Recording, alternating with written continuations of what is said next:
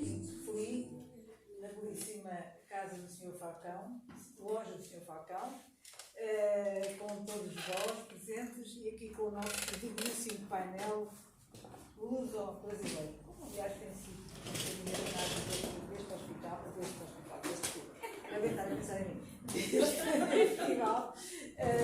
deste festival desde há uns anos desta parte. Eu, antes de lançar o mote desta nossa conversa de hoje, dos nossos convidados, vou fazer uma breve apresentação, já que todos acham que deve ser eu a apresentá-los, não é? Bom, então, assim será. Vão provar que eu vou ter que pôr os óculos, porque isto, a idade não perdoa.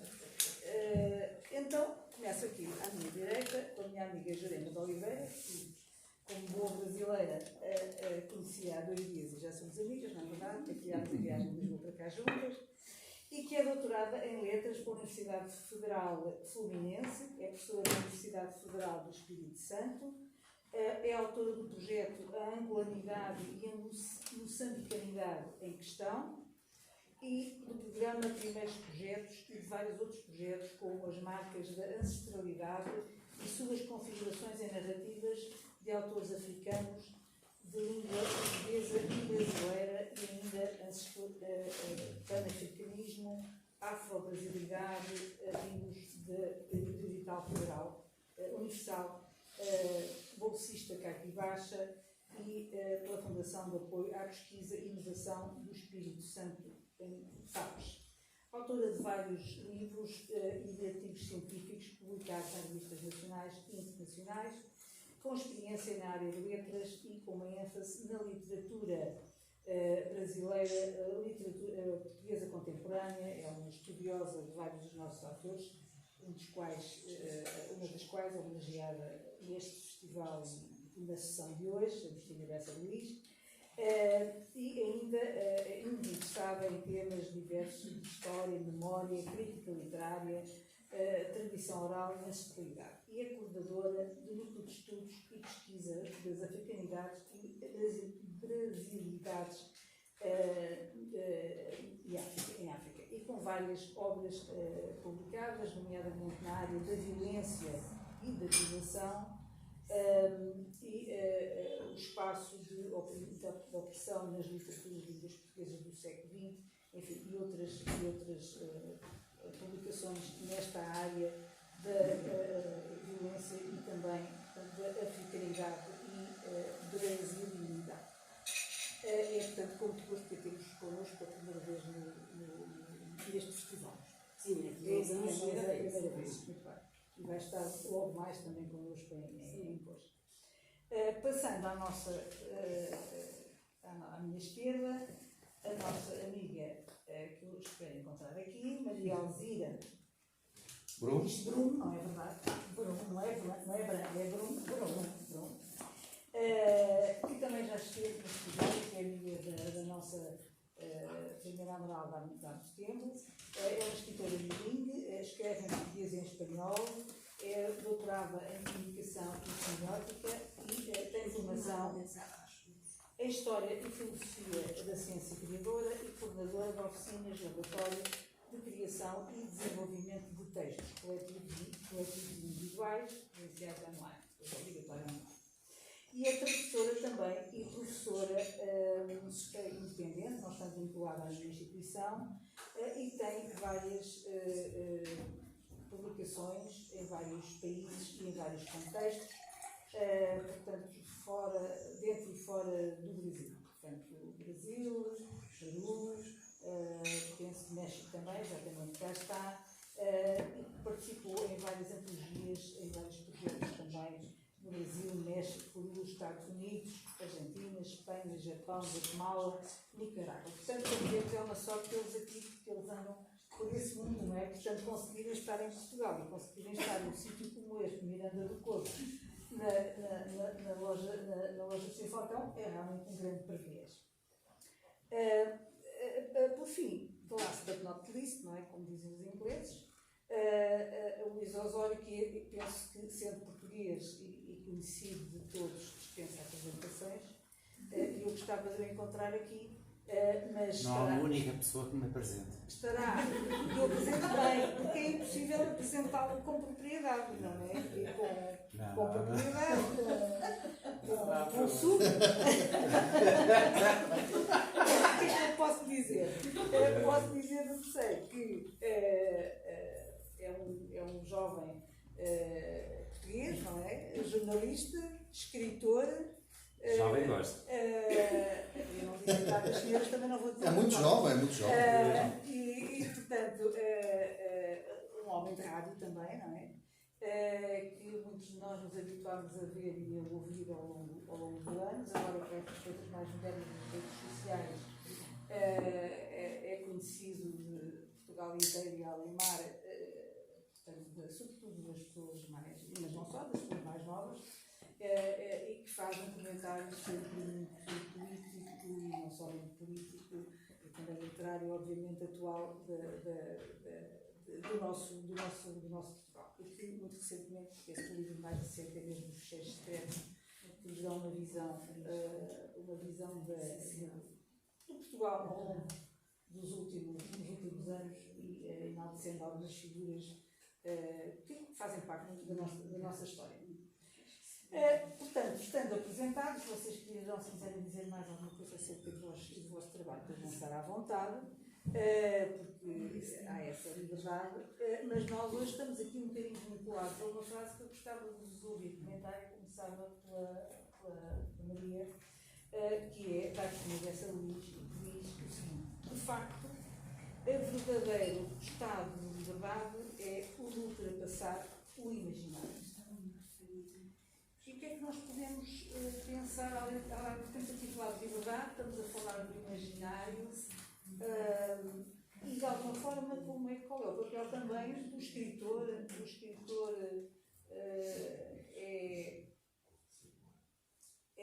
ultrapassa a sua liberdade quando foge para o imaginário, não tem necessariamente que ir para o imaginário, ou tem que ser alguém que escreve ou que reflete sobre aquilo que é real. Se calhar juntar um bocadinho esta perspectiva, gostava de vos ouvir falar um pouco sobre isto. Boa tarde ou boa noite a todos vocês. É uma grande honra e um grande prazer estar aqui nessa loja lindíssima, nesta cidade lindíssima e neste festival literário, que já é para mim, não só afetivamente, mas também pela sua importância intelectual e pela importância da sua proposta, né, uma das melhores coisas que eu tenho feito nesses últimos anos da minha vida, né? Estou levando em conta que antes da pandemia. Bem, o verdadeiro estado da liberdade é o de ultrapassar a imaginação. Eu não sou uma estudiosa da Agostina Bessa Luiz, então eu tenho pouco conhecimento do que ela pensava, mas eu coloco essa frase muito no contexto do século XX, porque é um contexto em que existe uma ideia de ultrapassar aquele pensamento romântico em que escrever ou da inspiração, aquela ideia da inspiração, aquela ideia da imaginação, aquela coisa das musas, tudo aquilo que vinha de um pensamento anterior, que seria o pensamento do século XVIII, que adentrou o século XIX, e que o pessoal do século XX vai pensar diferente, por exemplo, na literatura, na própria física, né? Quando a gente pensa nas geometrias, já não é mais imagine um espaço a N dimensões. Não, ninguém imagina um espaço a N dimensões. Nós temos que estar dentro de um espaço que tem muitas dimensões, onde nós vamos poder perceber algumas, imaginar outras, mas não existe essa possibilidade. Então, acho que aqui até entra, essa frase, ela entra como uma discussão mesmo dentro de algumas ideias sobre a literatura. A literatura não é a descrição da realidade, ela talvez seja, isso é muito particular, mas eu vejo como várias coisas, né? Só para começar. Primeiro, talvez um caminho até alguma verdade, uma travessia que cada escritor faz, né? E sempre houve essa metáfora da travessia, a travessia do deserto, a travessia do mar, a travessia do problema família, do problema político. Então, cada obra entra aí nessa ideia de uma travessia e ela tem uma conexão, é uma conexão com uma verdade. acho que nunca é uma descrição da realidade. A realidade é uma das dimensões, né, com que talvez a gente trabalhe. Que mais? Gilles Deleuze diz que a literatura forma povo, forma comunidade. Né? Essa é uma outra coisa que eu tiraria daí para a nossa prática de hoje, cotidiano. Eu estou pensando no tempo da Agostinho, né, no nosso tempo, né, que são tempos diferentes e com discussões diferentes. Então, concordando com ela, realmente a ideia de liberdade é de ultrapassar a imaginação, é de chegar a um outro lugar que, penso eu, é esse lugar do vir a ser, não é? É da liberdade. Onde nós estaremos? Onde nós vamos estar no futuro? Nos outros. Então, a literatura é uma forma de conectar, é formar uma comunidade, formar um povo. Isso para mim. Eu sei que a Agostina estava nessa discussão mais do século XX. Tá?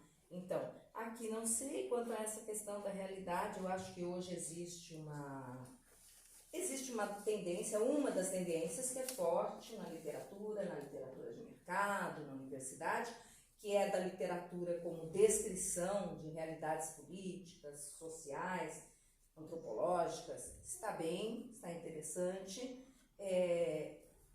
Eu trabalho numa linha um pouco diferente e também acho que não há uma literatura, nenhuma maneira de fazer literatura, mas muitas, porque cada um acrescenta alguma coisa. Quando alguém escreve, acrescenta algo à literatura e à história da literatura, modificando essa história.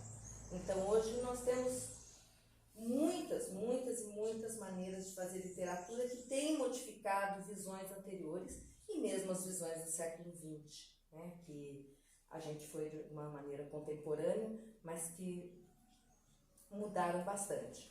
Mas acho que continua sendo muito atual a frase, né? No sentido de que não é só isso. Na liberdade não tem exatamente a ver com essa coisa da imaginação, do delírio, como se pensava com essa certa perspectiva romântica, né? É mais do que isso. É o vir a ser. Não sei se me faço clara ou compliquei mais ainda, mas é bom porque daí eles resolvem a complicação. Aí eu não preciso. É muito bom ser o primeiro, não é? É ótimo. Então, Jerema, o que achas? Sim. Está de acordo com o que diz Olha, eu sou leitora da Agostina Bessa Luz, até comentando com a Paula que a minha época de literatura foi pós-75, ou seja, aqueles autores que surgem daquele momento, como Antônio Lobo Antunes, que é a minha paixão, Lídia Jorge, e a Agostina Bessa Luiz. Um dos livros que eu fiz um artigo foi sobre o mosteiro, né? E o que eu percebo que o texto, apesar do tempo que ela escreveu, é muito presente hoje, né? Esse lugar do outro, essa relação de posse, de violência, né?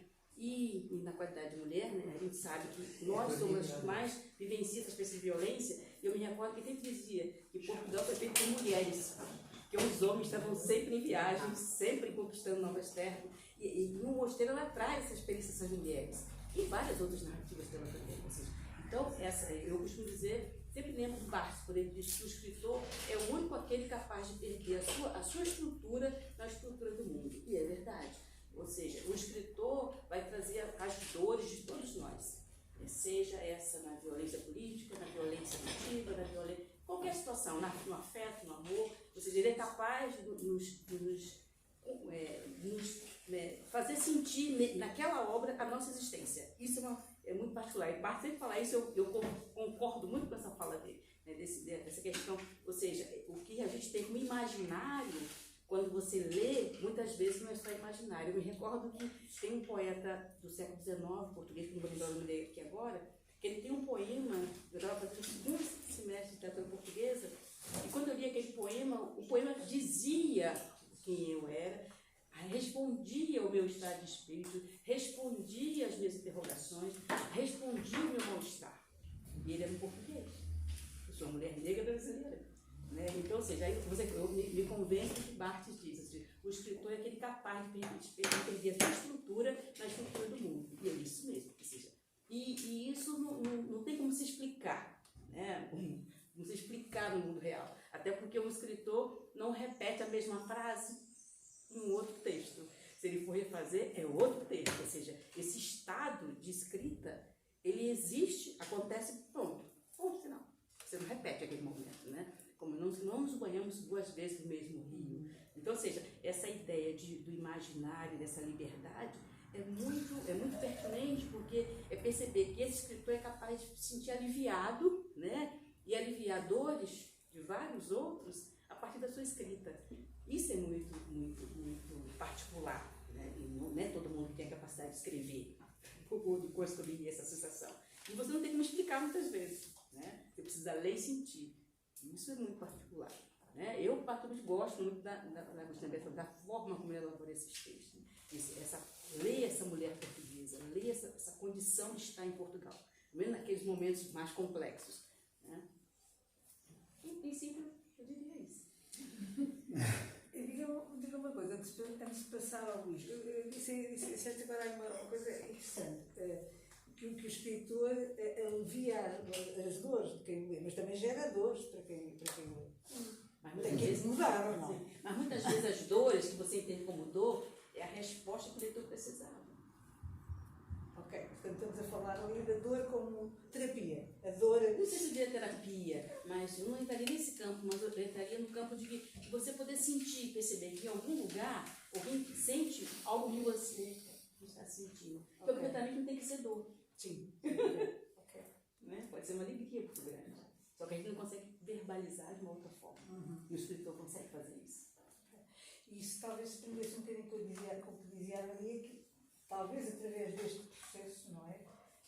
A literatura, à medida que também vai sendo reformulada aquela ideia, aquela frase, aquele texto, daquele escritor, que esse vai ser sentido por várias pessoas de formas diferentes, vai moldando, vai construindo a humanidade. Não é? Portanto, vai uma frase que é escrita agora aqui, que é lida por si, pode não ser interpretada da mesma forma.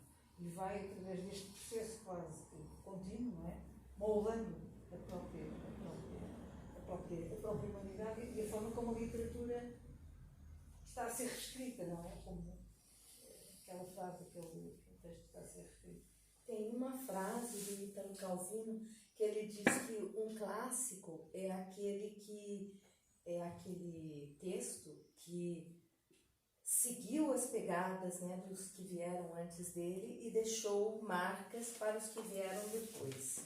Eu costumo dizer que às vezes que isso se reflete quando a gente consegue ler um livro do século XX, ou do século XIX, ou mesmo de antes, da época dos gregos, qualquer livro, e é como se a gente estivesse escrevendo esse livro, né? Como se a gente estivesse refazendo esse trajeto, essa travessia que a escritura dessa pessoa fez.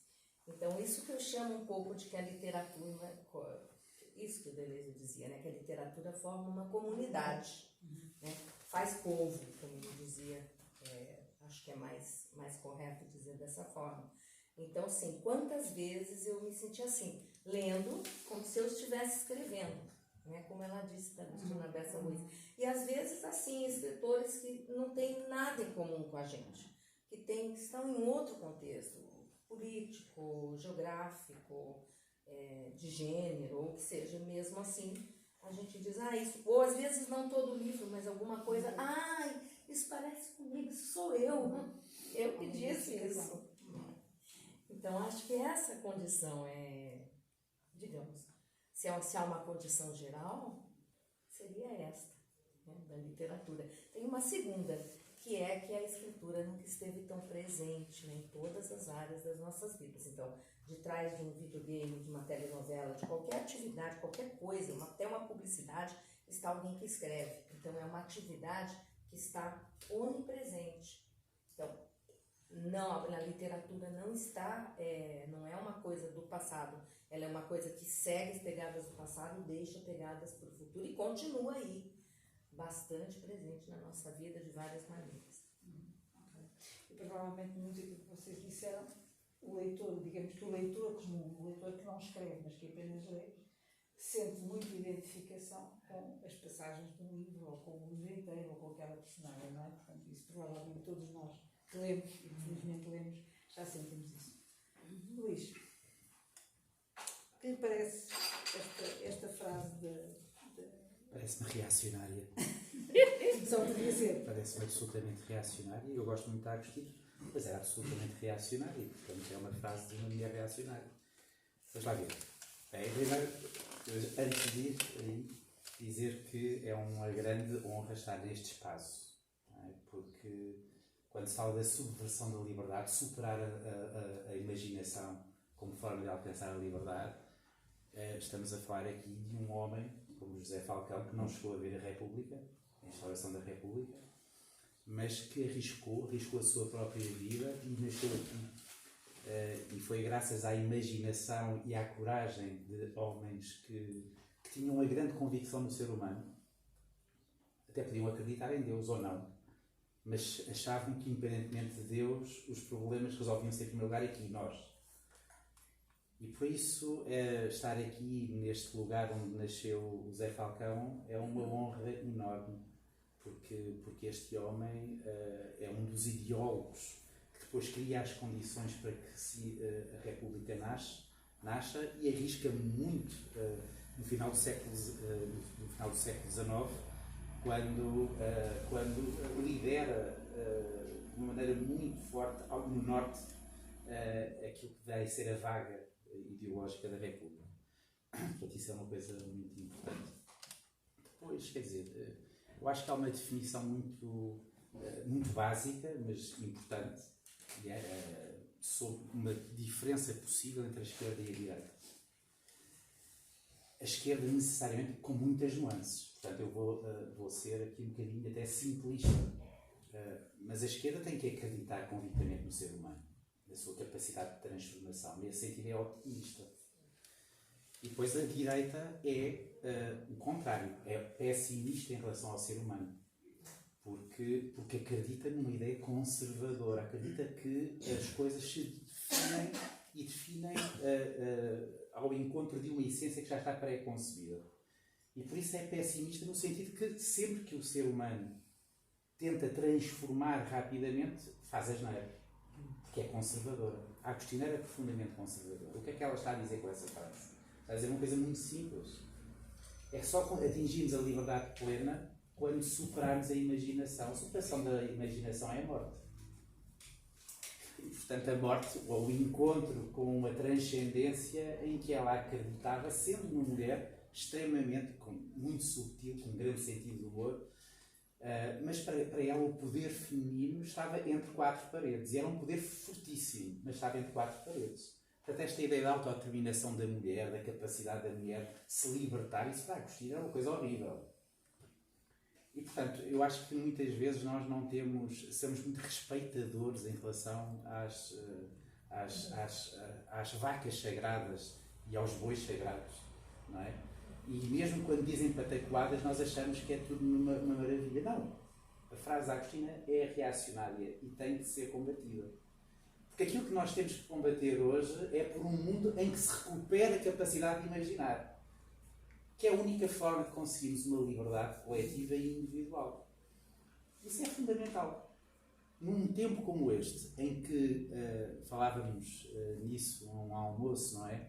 Em que há uma rapidez tão grande que nós perdemos a capacidade de ser lentos. E perdendo a capacidade de ser lentos coletivamente, e as elites estão cada vez mais, têm tantas solicitações e tanta coisa, e querem tanto ser amadas, e eu também, que às tantas perdemos o foco e perdemos a lentidão. Sem lentidão não conseguimos pensar. E não conseguimos imaginar. E não conseguimos ser livres. A única forma de atingir a liberdade é, como eu disse ontem, uma outra coisa, é conseguir ter a capacidade de viver com os outros e para o mundo, mas viver dentro de nós próprios. Navegar para dentro de nós. E isso consegue-se com a imaginação. Quer dizer, nós estamos a dizer superar a liberdade. Não, o que nós temos que encontrar é as formas de recuperarmos a capacidade de imaginação que fomos perdendo. Há uma coisa que é muito, e atenção que só estou a dizer, é só para provocar um bocadinho a discussão. há uma coisa, e eu só estou a dizer, e a Filomena sabe, que tem que maturar às vezes em 3 ou 4 coisas. Eu tenho filho. Aliás, é muito engraçado, vocês veem que eu estou a beber água das pedras, parece que estou com uma ressaca enorme. E de facto estou com uma ressaca enorme. O problema é que eu estou mesmo a envelhecer, e às vezes é lentidão, não é? Porque há 20 anos tinha ressaca por beber Jameson. 20 anos depois tenho ressaca porque comi ovos escalfados, não é? Quer dizer, isto é uma coisa absolutamente terrível.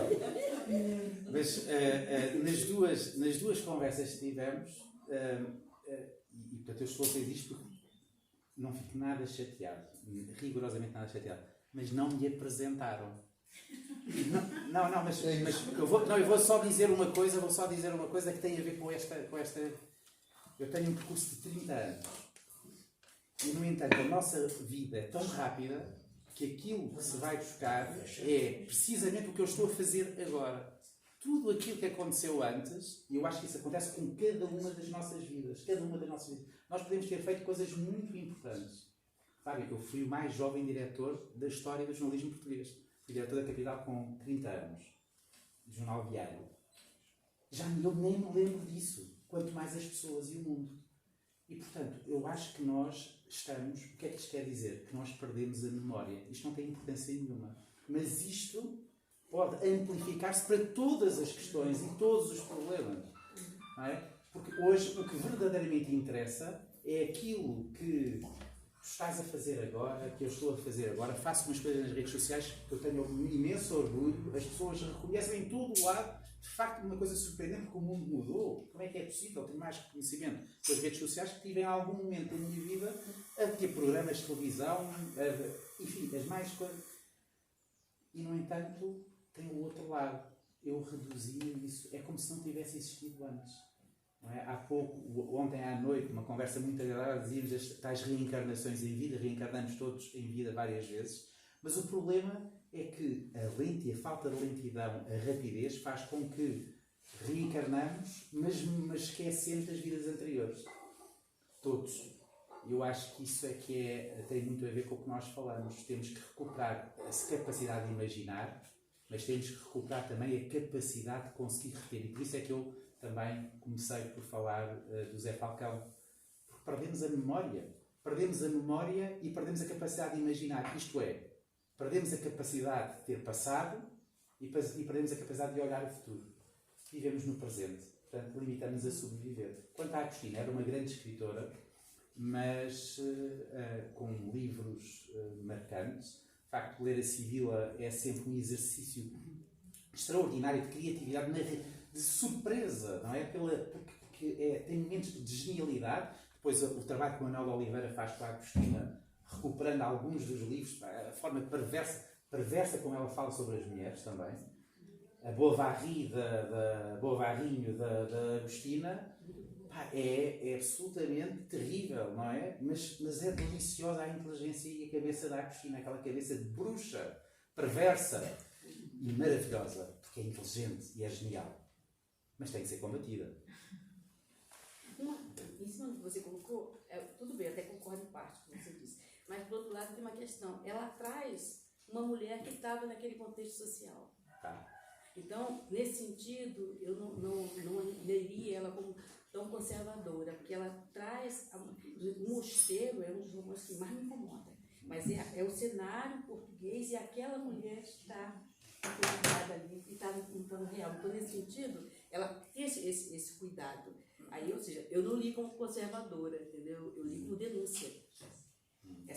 Trazer aquilo como denúncia. É claro que aí, não sei, mas eu vi aquilo como denúncia, porque à medida que ela traz aquela mulher, eu começo a refletir no meu lugar de mulher também. Né? E as outras mulheres que forem ler aquela narrativa, vai também se perceber, como você colocou, e perceber, inclusive, que aquela figura representada ali é um pouco ela da vida real. Né? Ou seja, essa representação do social. Então, nesse sentido, eu acho muito produtivo a narrativa.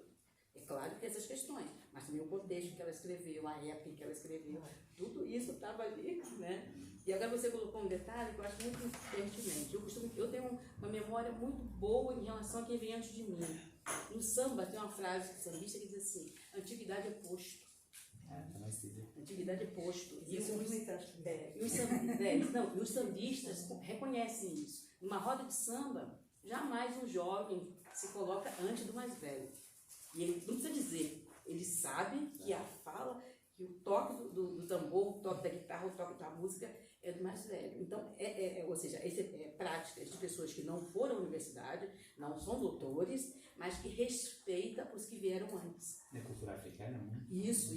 E eu tenho esse cuidado com os meus trabalhos. Quando eu faço evento, eu não esqueço de chamar o mais velho. Né? Vem um escritor mais não, mas alguém antes dele já pensou aquilo. As pessoas ficam assim, gente, nós não podemos achar que essa geração que está aqui criou tudo, não. Ou seja, tem uma geração que antecede e que nós, com o hábito de achar que o que é mais velho não tem valor, a gente coloca no canto. Mas a antiguidade é posto.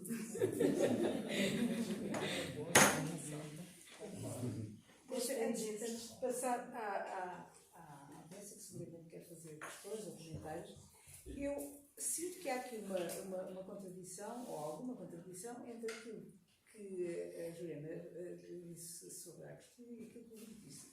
Por um lado, é ela e a visão que tem a mulher no contexto em que escreve, faz da vida e do país social em que escreve, que por um lado é uma denúncia, mas por outro lado temos a visão da mulher entre quatro paredes. Então em que é que ficamos? É a mulher que está a denunciar e que ao mesmo tempo ao denunciar está a provocar, digamos assim, a libertação da mulher escrita? Sim. Ou não? Tem as duas coisas. Não, mas Está a passar um pouco a cabeça. não, a Agostina, muito rápido. A Agostina achava que o sexo forte era o feminino, não era o masculino. Sem dúvida. A mulher era mais inteligente e uma capacidade de sobreviver a todos os obstáculos muito maior. Tinha um poder que era um poder invisível. Isto é um bocadinho como eu fiz. Olha, fiz um documentário numa casa de saúde psiquiátrica durante um ano. Eu desisti dos homens rapidamente. Porque os homens, nós vamos a um pavilhão de esquizofrénicos e os homens são todos, muitos deles, a maioria, primários. Nós não há surpresa, aquilo é espetacular. Eles despem-se, masturbam-se, o que for. Vamos ao mesmo tipo de patologia feminina e não há nada disso. Há uma interioridade. A sua loucura, com todas as aspas, não é? Ou sem aspas, é interior, é muito mais interior. Não é? Tudo aquilo que é feminino é muito mais interior por uma soma de coisas históricas e outra soma eventualmente biológica, mas é muito mais interessante, muito mais interessante. A Agostina dizia isso, mas por outro lado, ela sendo uma mulher conservadora, basta ler as Fúrias da Agostina, em que, não sei se leram, de 25 de Abril, depois do 25 de Abril, em que, um livro terrível, perturbante, e ela ia sendo queimada pelos revolucionários, porque escreve um livro em que há uma ocupação, mas de repente o povo que queria era ser como os senhores. Portanto, ela é politicamente conservadora e direita. E não tem mal rigorosamente nenhuma atenção, é genial e tem todo o cabimento. É uma forma. Agora, eu acho que não há contradição. Acho que a Agostina não faz como denúncia, isso eu não concordo, mas faz como uma constatação e com uma capacidade, como é genial, tem uma dimensão genial, uma das maiores escritoras portuguesas da história, sem dúvida. Como faz isso, deixa a possibilidade de duas pessoas como nós, sendo diversas, terem olhares diferentes, porque ela dá essa possibilidade e essa liberdade a quem lê. Mas quando eu digo denúncia, eu não diria que do ponto de vista social ela tenha consciência disso. Ok. Tá? Então, tudo bem. Eu, enquanto leitor, e as pessoas enquanto leitora, vão perceber isso. Sim. Agora, isso é muito interessante, porque ela é conservadora. Você vê como, aí volta a frase do Barthes, como o escritor perde a sua estrutura, né? Talvez conscientemente, falando politicamente, ela poderia não concordar. Vou dar um exemplo aqui da Lídia Jorge. Tem um romance dela que um dos nossos colegas na época estudamos, e ela deu um congresso e falou assim, o personagem tal é homossexual. Ela falou, como? Eu escrevi um personagem homossexual? Ela ficou incomodada. E quando a gente leu a narrativa, o personagem tem todas as características. Entendeu? Mas ela, como? Entendeu? No congresso na FRJ. Para a gente perceber, o escritor perde o controle sobre o que ele fez. Né? Ou seja, depois que o texto se torna público, ele pode até dizer assim, eu sou de direita, eu sou conservador, mas o texto dele não diz isso. Isso é a capacidade que esse momento de criatividade tem de fazer com que esse sujeito deixe de ser o que ele diz que é naquele momento. né? Então, é nesse sentido, não é que ela saiba que ela está denunciando, eu, leitora, vejo isso, né? E essa questão é que quem de verdade cria é o leitor. O leitor cria muito. E isso é notável, porque às vezes a gente escreve algumas coisas e depois vem um crítico e fala, olha, você quis dizer isso. E aí eu não pensei nisso. Quem pensou foi a pessoa que leu. Mas olha, eu começo a pensar. Eu uso isso como reflexão. E acho que tem algumas coisas também nessa questão do, né, da pessoa, persona, do escritor, do personagem. Aí tem um jogo muito grande, porque, por exemplo, Jorge Luis Borges não escrevia sempre de uma forma reacionária. E ele, como pessoa, ele era uma pessoa conservadora. Mas hoje a gente vê pessoas de esquerda que são conservadoras. Então nós precisamos pensar muito assim, os nossos próprios rótulos, né? Como é que a gente se qualifica. Porque, por exemplo, eu digo, eu sou de esquerda, né? Mas às vezes transparece até na escritura ou em alguma crítica, em alguma coisa que eu faço, pontos de vista que são diferentes. Por quê? Por exemplo, hoje uma grande parte da esquerda é saudosista. Uma grande parte da esquerda pensa em direção ao passado. Não pensa no futuro, é pessimista, é conservadora e ao mesmo tempo concorda comigo em uma série de coisas. E a gente vê até filósofos de esquerda escrevendo coisas que a gente lê e diz, mas isso é extremamente conservador. Não leva em conta o mundo que nós estamos vivendo. Mas a pessoa politicamente se alinha, por exemplo, né, com eu leio e se alinha com o que eu penso. Politicamente, digamos. Porém, ao ler ali, eu digo, mas é um pensamento extremamente conservador. E está ali na sua obra. Ele vai dizer, não, mas eu não sou. Mas está na minha obra alguma coisa extremamente conservadora. Como ocorre o inverso. E aí, o exemplo da Agostina, o exemplo não, do Jorge experiência no Luis Brasil, por Borges. exemplo, na época do doutorado, eu estava pesquisando sobre violência, então fiquei procurando autores. E aí eu encontrei um autor maravilhoso, um brasileiro, que não vou citar nome, porque ele era conhecido, é professor universitário. Aí meu orientador falou assim, se você colocar no seu projeto esse autor, eu não vou ser seu orientador. Eu falei, por quê? Ele entregou a gente na época da ditadura. E o texto dele é de esquerda, e aí? Euclides da Cunha é um Isso exemplo é um detalhe, também. então, dizer que é conservador, que é delicado, porque o sujeito, ele entregou os companheiros na ditadura. E a narrativa dele é extremamente ligada com aspecto de esquerda, com aspecto de revolucionário, com aspecto... E aí? Sim, claro. Então, entre o homem e a obra, existe uma distância muito grande. Sim. Eu tenho esse cuidado, porque a obra é uma coisa do sujeito. Claro. Só que algumas obras eu não vou nem ler, porque o sujeito fez o que ele fez, então não tem a menor chance de eu ler. Tem vice-versa, né? Mesmo sendo de esquerda. Né? Então, nós temos o Elia Kazan. O Elia Kazan é um gênio, não é? Quem faz o Esplendor na Relva, ou um elétrico chamado Desejo, é um gênio e ainda era um bufo. Um tipo que pôs dentro colegas e amigos por serem comunistas. Atenção, eu quando disse, falei de uma perspectiva geral e, como disse, simplista, com muitas nuances. Há uma esquerda que sempre foi conservadora, sendo revolucionária até. Aliás, ontem falávamos do Partido Comunista ser um partido extremamente conservador. É o partido provavelmente mais conservador que existe, não é? E é um partido que nós definimos como partido de esquerda. E depois há correntes de direita que são libertárias e liberais dos costumes e que são progressistas. Portanto, eu acho que aqui, numa dimensão está a ser muito teórico e naquilo que é normalmente as definições normais ao longo da história da ciência política da esquerda e da direita em termos conceptuais. Mas sim, normalmente o que é um paradoxal é que as correntes revolucionárias hoje de esquerda são mais conservadores do que as correntes reformistas de esquerda, o que é um paradoxo total, porque não é possível ser conservador sendo revolucionário ao mesmo tempo. É um paradoxo, mas é o que acontece. Sim. Se não é contraditório, não é humano. Sim.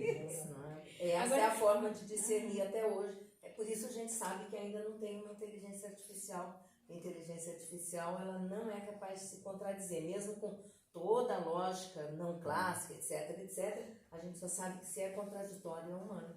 Isso é o que nós sabemos e conseguimos fazer além das inteligências artificiais. Isso nós vamos encontrar aí, né? Todos os autores, tá?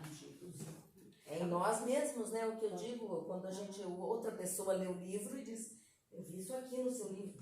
Meu Deus, não escrevi Agora, isso. uma fala dele que eu fiz uma interrogação que já veio algum tempo comigo, né, agora, pode ser loucura, mas eu fico me perguntando o que é liberdade, de fato. Eu tenho medo de alcançar a liberdade, porque a sensação que eu tenho é que eu vou estar morta. Entendeu? Às vezes a gente fica com isso. É claro que no plano social não é bem assim, mas se você for pensar, o que é liberdade? Ou seja, no meu contexto, eu digo que eu estou classe média, eu não sou classe média. Né? Eu estou pelo emprego público. Né? Porque quando eu olho para uma comunidade de baixa renda, o que é liberdade para eles? É para a gente começar a repensar, né, a nossa concepção de liberdade.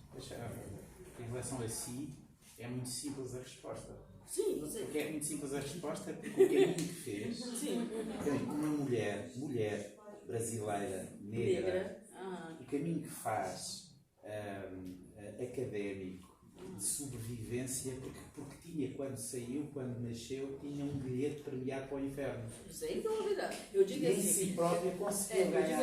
Eu digo assim, nasci mulher, negra, pobre e filho de nordestinos. Filho de nordestinos, entendeu? Então, ou seja, E depois vem estes desmancha prazeres que é para acabarmos, não é? Tem que haver daqui Não, exatamente, alguma pronto. coisa Aqui o problema é que contra-ataque. a Jurema tem que ir apagar uns fogos ali para os bares. Está bem? Ela Falar com umas bombeiras, que era aquilo que ela jogava que sim, tinha a eu vim fazer falar com as aqui. bombeiras hoje. Ela ainda tem que falar com as bombeiras, mas pronto. Nós Mas havíamos vamos dar de, 5 minutos havíamos de incendiar deste lado, não? E depois. Mas a Jurema tem mesmo que ir embora. Estão à espera dela. As bombeiras, eu tenho que Até falar com as mesmo Ela bombeiras. vai para as bombeiras, já vai apagar fogo. Então, mas nós não podemos. A Jurema não. Palavras de fogo, ela Palavras tem que ir ao encontro. Mas é assim, devo dizer, se tiver alguma questão a fazer. Eu não é questão, eu só quero divagar 2 minutos. Então Não é divaga. questão. Mas se for alguma coisa específica É que senão para a eu Jurema, começo a ser proibido, não Não, tarda. a Jurema tem que sair mesmo. tem mesmo que Mas ser. deixa ele falar. Então vá. Ela quer falar com o Casimiro, desculpa lá. É rápido, é muito rápido. Teu marido não vai te ouvir. Bem, esta coisa dá pano para mangas, pode estarmos aqui a noite inteira. Sim. Augustina, obviamente, era uma reacionária. Sim. Nós temos que ver, não é? Assumida. Não, quer dizer, não. Agora, a arte dela trabalhar a palavra, e no fim de contas, à sua maneira, abrir caminhos para um mundo que ela achava que era melhor, isso aí é outra coisa. Sim. Ela foi diretora do 1º de Janeiro. E foi a direita, em Portugal, que a indicou. Agora, a literatura, o que é que tem que fazer? Eu penso que a literatura tem que abrir caminhos progressistas para a humanidade. Podemos dizer que é de liberdade, igualdade ou fraternidade. Podemos dizer que são outras coisas. Se me quiserem definir, eu sou muita coisa. Sou socialista, sou democrata, sou anarquista, mas pelo menos sou libertário. Há aqui um caminho que é o da liberdade. Falaste da liberdade, foi ou não foi? Isso. Como é que nós havemos de chegar à liberdade? O que é isso da liberdade? A liberdade é ou não é como o pão para a boca? Não é? Nós estamos no mundo e temos o trigo, seja ucraniano, ou seja russo, ou seja dos Estados Unidos, à mesa. E o que é que nos falta para sermos felizes no tempo em que andamos por cá? É sermos humanos, sermos pessoas, deixarmos cá algo para aqueles que nos sucedem terem uma vida de mais esperança, mais humanidade. Se nós conseguirmos o tal pão para a boca, devemos ser ousados e ir mais além e tentarmos que o pensamento, que as palavras, que a cultura, que a música, que a dança, artesanato, por que não? Que a Casa do Sr. Falcão nos possa trazer um testemunho de memória para que prossigamos um caminho que é o nosso, ou uma carruagem naquela em que podem entrar outros a qualquer momento. José Falcão. Estão aqui os seus descendentes. E eu, Sim. João, Sim. vais embora, depois falamos. Tá bom. Vai lá, minha amiga, vai lá.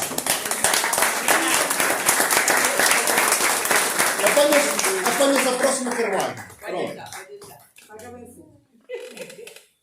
Vou começar com as bombeiras agora. José Falcão não foi um republicano qualquer. Não foi só por ter morrido antes de um regime que ele considerava ideal para a solução, digamos, das premências da humanidade, neste caso da comunidade portuguesa, que na altura não eram 11 milhões, acho que eram menos.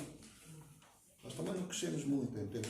Tivemos sempre a esvaziar, foi para Macau, foi para Moçambique, foi para... pronto, enfim, andamos por aí. De qualquer forma, o que José Falcão queria era realmente um mundo justo. Liberdade, que era o que estava em voga, liberdade e fraternidade. E volto a dizer, o que é isso da liberdade? Não é? Para além do tal pão para a boca, do emprego, do mínimo para nós estarmos em casa, podemos até lermos um livro. Que há muita gente que não lê livros. Agora estão intoxicadas com as redes sociais. Eu uso as redes sociais, mas eu sou um usador das redes sociais. Não sou muito consumidor. Muito menos da porcaria que circula para ali. E também da TV. E também dos jornais. Eu sou jornalista. Portanto, agora, José Falcão, eu tenho que deixar este testemunho, sublinhá-lo muito a grosso, porque realmente é uma figura que deve... A mim inspira-me. Não só por conhecer os seus descendentes. A Filomena foi quase minha colega, não sei onde é que ela está, mas o Arménio, casado com a Filomena, também, amigo. Irmão. Agora, não é por isso. Irmão. O irmão, certo? Irmão. Agora, não é por isso. É porque realmente, talvez ninguém saiba, mas um insuspeito Alberto Vilaça, já falecido há 10, 15 anos, foi um dos... Eu peço imensa desculpa. Atenda. Faça favor. Eu fui escolher um café. Não, já está. Pronto. Isto nunca me aconteceu na vida. Foi um dos poucos militantes comunistas da região centro. Um dos mais antigos. Um homem, sério. Um advogado, um intelectual. Discordemos ou não. Eu discordei em muita coisa dele, mas como jornalista acompanhei muita da sua obra histórica e foi dos poucos comunistas na região centro a fazer a história do antifascismo aqui na região centro. Não só. Ele próprio dizia que José Falcão foi um marxista. E ele demonstrava isso num dos seus livros, que os títulos agora tem vários, mas pronto, também não são assim muitos, nos quais nós nos percamos. Foi um dos marxistas primeiros em Portugal. Eu, por acaso, ainda sou marxista. Não sou marxista, já fui marxista, leninista, hoje não sou. Mas é que não veio mais nenhuma teoria filosófica ou política nas últimas décadas que superasse esta.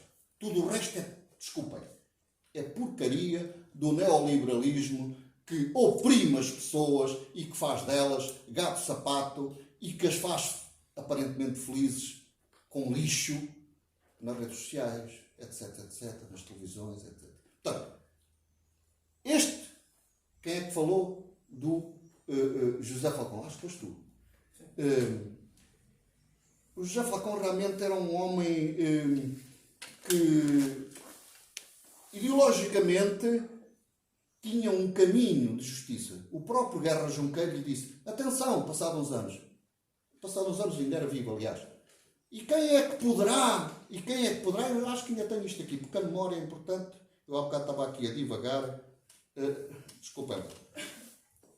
Um poema, que é o poema Pátria, do Guerra Junqueiro, dedicado à memória do José Falcão, inspirado nas consequências sociopolíticas e morais do ultimato inglês, que as pessoas às vezes Isto inscreve-se num momento histórico decisivo, em termos políticos e política internacional, em que Portugal estava aqui, aperreado, não é? Quer dizer, ou tomava uma decisão num determinado caminho, ou então, enfim. A obra faz o balanço patriótico, pessimista, retratando uma nação portuguesa desmoralizada e decadente. Onde é que eu já vi isto? Chefiada por um rei cobarde. Podem trocar o nome do rei. Digo eu. Atenção, não é boca para o Marcelo. Atenção, como eu tenho estima. Não concordo com ele muitas vezes, mas estima e respeito. O poema escreve-se, portanto, numa perspectiva de defesa do republicanismo como solução para os males da pátria. Nós continuamos a ter necessidade de soluções e muitas delas podem passar para a literatura para os males da pátria. Assim, deixa-me acrescentar só um bocadinho aqui, porque eu acho que a Cartilha do Povo, digamos, um diálogo entre o João Portugal e o José Povinho, não é? Que é da autoria do José Falcão, e que de uma forma inteligente ele acho que consegue retratar digamos, essas duas, digamos assim, formas de estar na vida, ou seja, a grande clivagem que havia entre ricos, no caso os monarcas, e as pessoas do povo. Acho que esse livro é muito, eu diria até atual. Quem consegue ler aquele diálogo identifica de certeza com muitas situações que nós continuamos a viver no dia a dia, no nosso dia a dia, e portanto daí algo que para uma pessoa que nasceu em 1841 e que depois veio a falecer em 1893, daí que não tenha já visto a implantação da República, não? Mas que por ela lutou e muito, não só aqui em Coimbra, como no Porto, mas que infelizmente depois, porque faleceu prematuramente, também acabou por já não assistir digamos, à grande revolução por aquilo que ele veio lutando ao longo dos anos em que foi vivo. É só um pequeno parênteses entre outros que há. Mais algum comentário? Alguém quer acrescentar algo ao que foi dito? Maria? Então, É um eu acho assunto que inesgotável. é um assunto inesgotável, mas com certeza a literatura ela é transversal. A gente não tem como discutir a literatura só em termos até de esquerda revolucionária, esquerda conservadora, esquerda e direita, porque ela é transversal. Exatamente por isso é que ela consegue, né, chegar até aqui e ir em direção ao futuro, deixando essas pegadas para que outros a sigam. E ela ainda consegue, ainda está viva. Então a literatura não é assim, né, a gente carregar as cinzas, é a gente manter vivo o fogo. Então quando eu vejo que a gente está aqui com todas as nossas contradições, e que a Jurema estava falando, né, eu mesma sou uma pessoa cheia de contradições. Eu venho das classes populares, ao mesmo tempo eu sou branca, eu consegui estar aqui, eu vivo também no meio da classe média, mas com tudo isso, todos nós escritores, a Ana, o Luiz, mais os escritores que estão aqui presentes, os homenageados, reacionários ou não, todos nós estamos deixando essas marcas. E eu acho que é isso que nos conecta e de alguma maneira, né, tem essa importância para a humanidade. Outra coisa, é claro, tem todo tipo de escritor, né? Tem escritor de direito, tem escritor que enfim, a gente sabe de tudo isso. Mas acho que o mais importante é que a literatura não é algo transcendente, ela é imanente e que ela é uma forma de conectar passado, presente, futuro. E que é uma maneira de manter aceso esse fogo do otimismo, da humanidade. Não para que nós retornemos a ser alguma coisa, porque aquilo que nós continuamos a ser, mas recriando de alguma maneira. É isso que, sim, eu entendi um pouco de tudo que foi dito e das nossas contradições. Eu acho que essa foi a discussão das nossas contradições e foi muito bem escolhida a Agostina Bessa Luiz. Luís para essa discussão, né? Porque acabou trazendo um ponto muito complexo até, que é a questão da contradição. Bem, aqui só uma nota que é para não ficarem com um pensamento que talvez eu tenha explicado mal uma coisa e isso é fundamental. Eu não acredito aqui, ao contrário, que a literatura deve ser progressista, não tem de ser nada disso. Não é? Aliás, o escritor que mais gosto me dá hoje, só para dar um exemplo, é o Michel Houellebecq, francês, que é absolutamente de direita, um ideólogo quase de pensamento criativo, artístico. E porquê? Porque é fundamental. A arte, muitas vezes, existe aqui uma ideia de exclusividade. Uma parte de uma esquerda acredita que a cultura é de esquerda. Sim. E isso é também fomentado pela própria direita, que deixa que esse espaço tenha sido ocupado. Há enormíssimos artistas de direita. Aliás, há enormíssimos artistas fascistas. Sim. E, no entanto, criaram, não é? Quando vemos determinados autores nas mais variadas áreas, quando vemos um arquiteto como Albert Speer, que era genial. Mas o Fernando Pessoa, eu não acredito, não. Isso é uma tese conspirativa. O Fernando Pessoa era dele próprio. Quer dizer, ele era tudo dentro dele, aliás, como os heterónimos. E se nós lemos a biografia do Richard Zenit, percebemos que ele era tudo. Porque ele tinha tantos dentro de si que ele tinha a paleta que vive a criação e a cultura. E, portanto, a cultura não é um exclusivo de esquerda, sendo eu de esquerda. Portanto, aliás, uma das males do nosso tempo é nós não sermos suficientemente abertos para ler, para ver, para ouvir aquilo que não vai ao encontro daquilo que pensamos. Porque hoje, cada vez mais, só conseguimos suportar aquilo que vai ao encontro daquilo que já pensámos. E por isso ficamos menos complexos. Ficamos menos complexos. Só queria perguntar, lançar uma pergunta e uma dúvida. E o sentido crítico? E a literatura, enquanto suscitador da imaginação e da evolução, e o sentido crítico no meio disto todo? Não é necessário? E a literatura não pode ser perigosa quando não há sentido crítico? Quando não há? Quando não há sentido crítico. Quando o leitor não tem sentido crítico e quando o leitor se fica cego ao autor como um exemplo. Eu só quero. Eu acabo aqui. É uma dúvida. Posso? Pode. Ser? Também. Não? É? Não. Você depois também fala. Não, nós já é um bocadinho como a imaginação, sabe? Eu já me basta que os leitores leiam.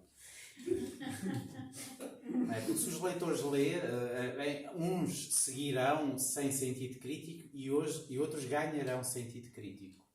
Aqui o problema é que cada vez lemos menos. E cada vez lemos mais coisas que não são problematizáveis. São coisas que nós entramos nos livros e saímos exatamente da mesma maneira. Não é? Lemos os livros como se estivéssemos a comer pastilha elástica. Por isso é que os livros que vendem mais em Portugal, e não só em Portugal, no mundo, genericamente, são livros que não são problematizos, não problematizam sobre coisa nenhuma. Os livros que problematizam sobre alguma coisa não vendem tanto porque exigem um compromisso com alguma coisa que não é deste tempo. Porque este tempo, lá está, voltando, é a rapidez e a lentidão. Não temos tempo. Não temos tempo para sair do sofá. Do sofá no sentido metafórico. Não temos tempo de pôr em causa aquilo em que acreditamos, porque este é um tempo de certezas, não é um tempo de dúvidas. Não temos espaço para dúvidas. E, portanto, é muito complicado, porque perde-se o sentido crítico, porque nem se consegue dar um passo que é fundamental, que é, de facto, ler, ver. Muitas vezes nós olhamos, mas não vemos. Não é? Eu também falo por mim, quer dizer, falo também por mim, não estou a excluir. Mas é importante ter essa percepção. Agora, o sentido crítico é um pouco isso. Falta sentido crítico na sociedade, sendo que aquilo que nós vemos é aparentemente o contrário. Eu também não acho que as redes sociais sejam isso tudo, sejam uma porcaria. Isso é uma treta. Porque acho que as redes sociais são a coisa mais perigosa que nos aconteceu. Parece uma coisa exatamente igual, mas não é. Porque nas redes sociais eu descobri, não tem a ver só com eu gastar tempo com as redes sociais e ter utilizado como uma forma de sobrevivência pessoal, porque não tinha espaço em mais lado nenhum. Porque em Portugal, como é muito pequenino, quando se divide as águas, deixa de se ter espaço. Temos que encontrar o nosso próprio espaço. Mas as pessoas que eu encontrei e que não encontraria se não se tivesse as redes sociais, pessoas, ideias, acontecimentos, porque as agendas mediáticas não têm espaço para aquilo que muitas vezes é interessante, não tem espaço porque a agenda mediática é toda igual. E portanto a rede social é tudo o que é humano. É a coisa mais horrível que somos capazes, porque somos monstruosos, mas é também nos oferece a possibilidade de termos contacto com ideias, com pensamentos, com criatividade, com pessoas que não têm espaço em mais lado nenhum e que dão daquilo que é outra dimensão do que é humano. E, portanto, eu acho que as redes sociais são tudo. Não tem falámos das redes sociais naquela encontro, portanto não vou agora desenvolver mais. Mas é isso, o sentido crítico é fundamental para... Mas o sentido crítico implica uma coisa importantíssima, que é nós estarmos abertos para compreender o outro quando o outro pensa coisas diferentes de nós. Não é? Hoje, o sentido crítico que existe é gratuito, porque a partir do momento em que alguém pensa alguma coisa que é diferente de nós não problematizamos, portanto não temos sentido crítico, criticando. Mas é um sentido crítico que eu acho que é falso e que nos está a levar para uma ideia de desmoronamento. Não é português. O manicaísmo, ou é tudo preto ou é tudo branco. Não há zonas cinzentas. Temos que estar confortáveis e ter chão. Isso é um exclusivo do mundo, em geral, desta aldeia global que se transformou hoje num gigantesco poço de contradições, acho eu. Oh, Paulinho, eu posso só... Nós temos... É rápido. É só porque eu tenho que fazer uma correção ou uma clarificação. Presumo que o Luís estava a referir-se a uma afirmação que eu fiz aí num contexto. Eu não sou contra as redes sociais. Atenção, o que eu acho é que as redes sociais, naturalmente aí estamos de acordo, cabe tudo. O bom, o mau, o péssimo. É espelho desse... Agora... E há mais péssimo do bom. Claro. Agora, quem tem essas preocupações de abrir, como há pouco disse, novos caminhos para a humanidade, seja pela literatura, tem que também procurar outras estratégias nas redes sociais, claro, para esse caminho se tornar mais largo e consequente. Que senão perde-se e é confundido com a mediocridade. Isto é mesmo assim. Com o pior que há no ser humano. Nas redes sociais está isso também. Mas não está só. Era só isso que eu queria dizer. Não sou contra as redes sociais. Mas eu penso é que esse lixo está lá a conviver ou a coabitar com aquilo que pode ser uma oportunidade. Não é? Muitas vezes, agora, isso é preciso ter uma visão para alterar, para vencer esses escolhos, não é? Porque, de facto, não perdemos, eu digo perdemos, não é por qualquer narcisismo ou por qualquer elitismo, é porque realmente quem acha que as redes sociais podem ser úteis para o desenvolvimento da humanidade, não é? E para a tornar melhor, tem que também ser, desculpem, manhoso. Não é só inteligente, manhoso. Porque nós coabitamos ali com o pior, não é como nos jornais, que à partida, há 40 ou 50 anos, eram identificados com a esquerda ou com a direita, ou com o centro e tal. Nós sabíamos o que é que esperávamos. Ali nunca sabemos. Pessoas que vão, sei lá, ao Facebook, mas são capazes de dizer a pior enormidade sobre uma coisa que nem merecia tanta conversa, mas se te encontrarem na rua, não são capazes de abrir a boca. Mas ali acham que têm um poder enorme e que podem dizer tudo, até aquilo que não seriam capazes de dizer na vida real, não é? É só isso. Eu acho que nós vamos ter que ir comer ali o castelo, não para quem tem refluxo, quem tem refluxo não pode ficar naquela mesa, vai continuar na água das pedras, eu também me incluo.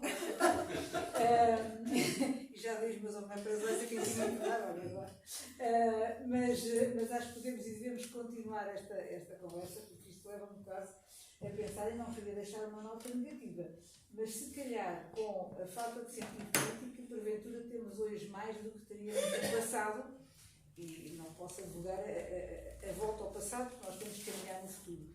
Mas se calhar o facto de estarmos, temos evoluído um bocadinho no sentido se não na rede social, mas talvez na rede do maior individualismo, isto passar-se-á se calhar muito mais nas grandes cidades do que nos pequenos meios, em que as pessoas continuam a encontrar-se, a conviver, a falar.